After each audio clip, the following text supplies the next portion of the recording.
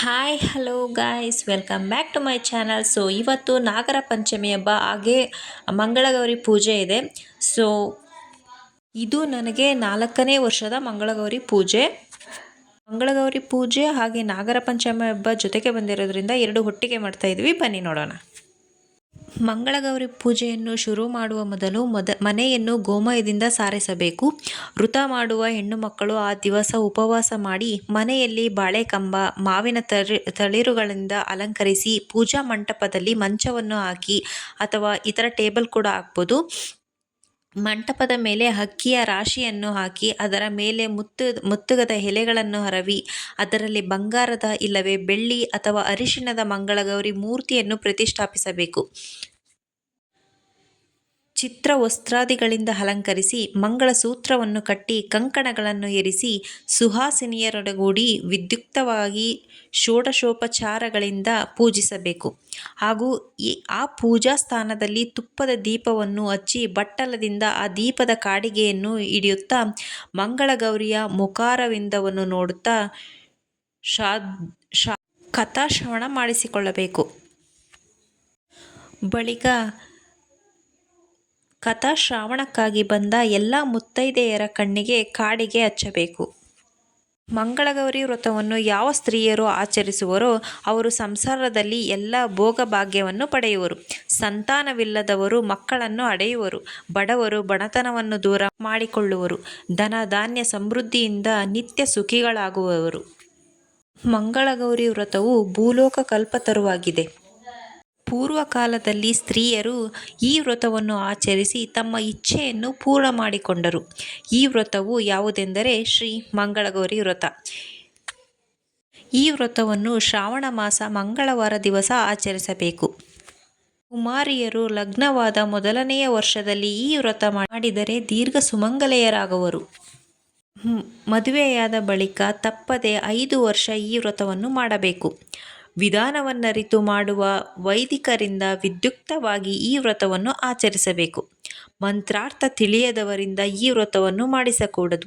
ವ್ರತಕ್ಕಾಗಿ ವಿನಿಯೋಗಿಸುವ ಪದಾರ್ಥಗಳಿಂದ ಲೋಭವನ್ನು ತೋರಿಸುವವರು ಈ ವ್ರತವನ್ನು ಮಾಡಕೂಡದು.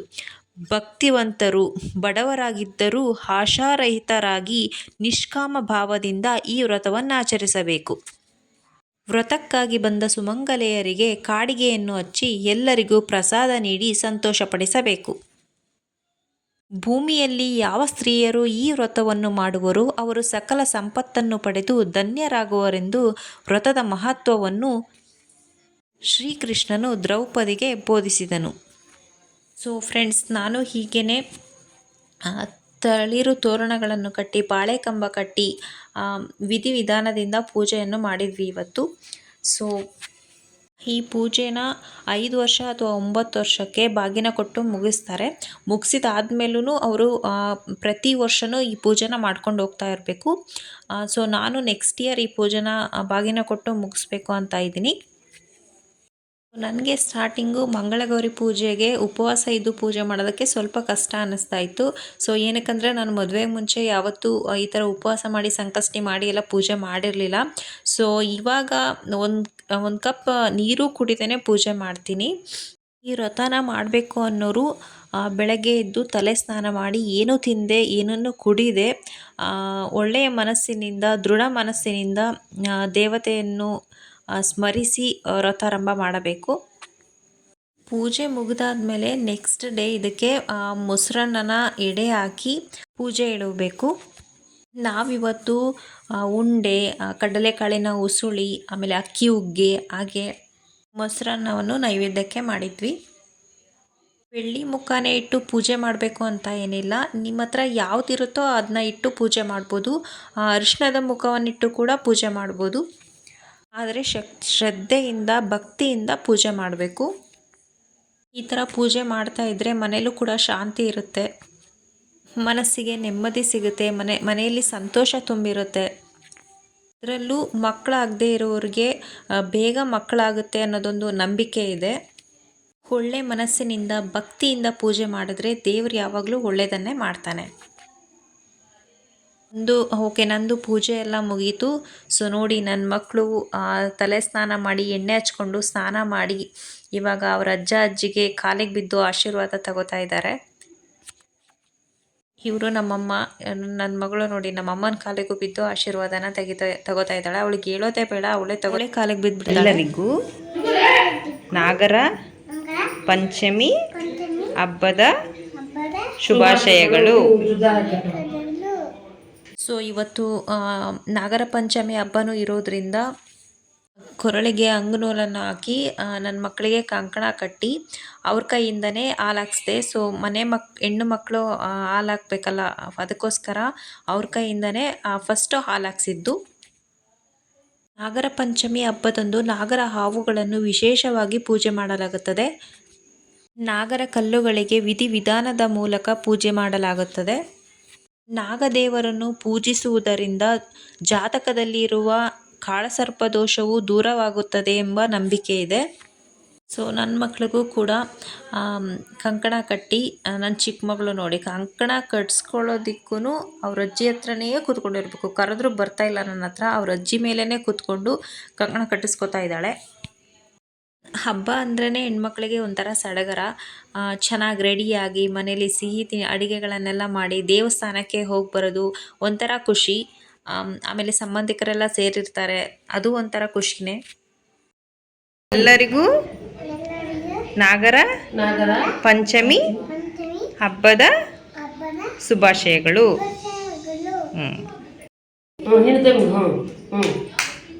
ಸೊ ನಾನು ಪ್ರತಿ ವರ್ಷ ಮಂಗಳಗೌರಿ ಪೂಜೆ ಆದಮೇಲೆ ನಾನು ನಮ್ಮ ಮನೆಯವ್ರಿಗೆ ಕುಂಕುಮ ಹಚ್ಚಿ ಕಂಕಣ ಕಟ್ಟಿ ಉಡಿಯನ್ನು ತುಂಬಿ ಕಾಲಿಗೆ ಬಿದ್ದು ಆಶೀರ್ವಾದನ ತಗೋತೀನಿ. ಮಂಗಳಗೌರಿ ವ್ರತವು ಸಂಸಾರದ ದುಃಖವನ್ನು ದೂರ ಮಾಡಿ ಇಷ್ಟಾರ್ಥವನ್ನು ಪೂರ್ಣ ಮಾಡುವಂತಹ ಒಂದು ಮಹಾವ್ರತವಾಗಿದೆ.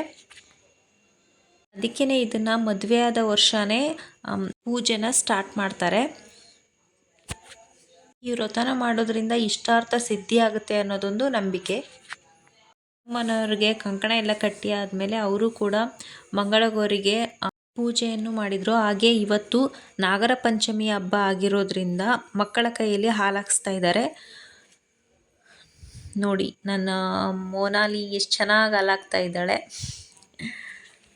ಅವಳಿಗೆ ಹೇಳ್ಬೇಕಂದ್ರೆ ಈ ಥರ ಡ್ರೆಸ್ಗಳೇ ಇಷ್ಟ ಆಗೋದಿಲ್ಲ, ಕಿತ್ತು ಬಿಸಾಕ್ತಾ ಇರ್ತಾಳೆ. ಅವಳಿಗೆ ಶಾರ್ಟ್ಸ್ ಟೀ ಶರ್ಟ್ ಈ ಥರ ಡ್ರೆಸ್ಸಲ್ಲೇ ಅವಳು ಕಂಫರ್ಟಬಲ್ ಆಗಿರೋದು. ಸೊ ಅದಕ್ಕೇ ಸ್ವಲ್ಪ ಅಳ್ತಾ ಇದ್ಲು. ಅದರಲ್ಲೇ ಅವ್ರ ಪಪ್ಪ ಹಾಲಾಕ್ಸ್ತಾ ಇದ್ದರು. ಹಾಲಾಕ್ಸಿದ ಮೇಲೇ ಹಂಗೆ ಅವ್ರ ಅಜ್ಜಿ ಡ್ರೆಸ್ ಚೇಂಜ್ ಮಾಡಿಸ್ಬಿಟ್ರು. ನಮ್ಮಮ್ಮು ಯಾವ ಡ್ರೆಸ್ ಆದ್ರೂ ಖುಷಿಯಿಂದ ಹಾಕ್ಕೋತಾಳೆ. ಅವಳು ಮಾಡ್ರನ್ ಡ್ರೆಸ್ಸನ್ನು ಕೂಡ ವೇರ್ ಮಾಡೋಕ್ಕೆ ಇಷ್ಟಪಡ್ತಾಳೆ. ಹಾಗೆ ಟ್ರೆಡಿಷ್ನಲ್ ಡ್ರೆಸ್ ಕೂಡ ವೇರ್ ಮಾಡೋದಕ್ಕೆ ತುಂಬಾ ಇಷ್ಟಪಡ್ತಾಳೆ. ಸೊ ಅವಳ ಕಡೆಯಿಂದನೂ ಹಾಲು ಹಾಕ್ಸಿದಾದ್ಮೇಲೆ ನಾವೆಲ್ಲರೂ ಮನೆಯವರೆಲ್ಲರೂ ಉತ್ತಪ್ಪಗೆ ಹಾಲು ಹಾಕಿದ್ವಿ. ಸೊ ನಾವು ಹೊರಗಡೆ ಎಲ್ಲೂ ಹಾಲು ಹಾಕೋದಕ್ಕೆ ಹೋಗೋದಿಲ್ಲ. ಸೊ ಮನೆಯಲ್ಲಿನೇ ನಾಗಪ್ಪನ ಇಟ್ಟು ಹಾಲು ಹಾಕ್ತೀವಿ. ಫೈನಲಿ ಪೂಜೆ ಎಲ್ಲ ಮುಗೀತು. ಎಲ್ಲರಿಗೂ ನಾಡಿನ ಸಮಸ್ತ ಜನತೆಗೆ ನಾಗರ ಪಂಚಮಿ ಹಬ್ಬದ ಹಾರ್ದಿಕ ಶುಭಾಶಯಗಳು.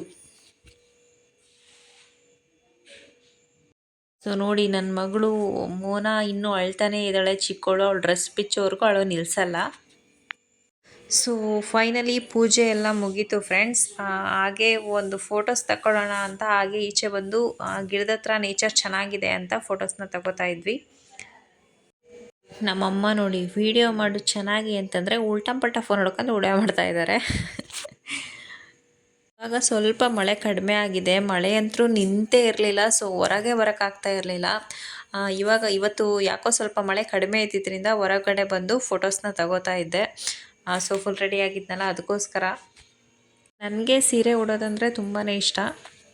ಫಂಕ್ಷನ್ಸ್ಗಳಿಗೆಲ್ಲ ಜಾಸ್ತಿ ಸೀರೆ ಉಡ್ತಾ ಇರ್ತೀನಿ. ಈ ಥರ ಹಬ್ಬಗಳು ಏನಾದರೂ ಇದ್ದಾಗ ಹೆಣ್ಮಕ್ಳನ್ನ ನೋಡೋದೇ ಒಂಥರ ಚೆಂದ. ಫುಲ್ ರೆಡಿಯಾಗಿ ದೇವಸ್ಥಾನಗಳಿಗೆಲ್ಲ ಹೋಗ್ತಾ ಇದ್ದರೆ ಒಂಥರ ಚೆನ್ನಾಗಿರುತ್ತೆ ನೋಡೋದಕ್ಕೆ. ನಮ್ಮಮ್ಮ ನನ್ನನ್ನು ವೀಡಿಯೋ ಮಾಡು ಅಂದರೆ ನೋಡಿ, ಮನೆಯನ್ನೆಲ್ಲ ವೀಡಿಯೋ ಮಾಡ್ತಾ ಇದ್ದಾರೆ. ನಾನಿಲ್ಲಿ ಫೋಸ್ ಕೊಡ್ತಾ ಇದ್ದೀನಿ, ಇವ್ರ ಮನೆ ವೀಡಿಯೋ ಮಾಡ್ತಾ ಇದ್ದಾರೆ. ಓಕೆ, ಫೈನಲಿ ಫೋಟೋ ಎಲ್ಲ ತಗೊಂಡಾದ್ಮೇಲೆ ಎಲ್ಲರೂ ಊಟಕ್ಕೆ ಬಂದಿದ್ದರು. ಸೊ ಎಲ್ಲರಿಗೂ ಫಸ್ಟು ಗಂಡು ಮಕ್ಕಳಿಗೆಲ್ಲ ಊಟಕ್ಕೆ ನೀಡಿದ್ವಿ. ಎಷ್ಟೋ ಒಟ್ಟಿಗೆ ಬಂದಿರಲಿಲ್ಲ, ಒಬ್ಬೊಬ್ಬರೇ ಇಬ್ಬಿಬ್ಬರೇ ಬರ್ತಾಯಿದ್ರು. ಸೊ ಅದಕ್ಕೋಸ್ಕರ ಅವ್ರಿಗೆಲ್ಲ ಊಟಕ್ಕೆ ನೀಡಿದ್ವಿ.